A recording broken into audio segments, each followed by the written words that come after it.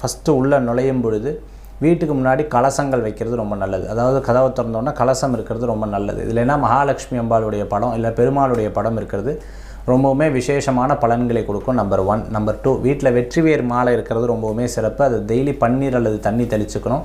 ஹாலில் ஏதேனும் ஒரு சுவாமி படம் இருந்தால் அந்த சுவாமி படத்துக்கு போட்டு வைக்கிறது ரொம்ப விசேஷமான பலன்களை கொடுக்கும். நம்பர் 2. நம்பர் 3, வீட்டில் சுட்டி, அதாவது இந்த தண்ணி வாஸ்து சுட்டின்னு சொல்லுவாங்க. இந்த வாஸ்து சுட்டியில் பூ முடிஞ்ச அளவுக்கு தாமரை, மல்லி புஷ்பம், இந்த மாதிரி விசேஷ புஷ்பங்களை போட்டு 8 காசு போட்டு வைக்கிறது ரொம்பவுமே நல்லது. நம்பர் 3.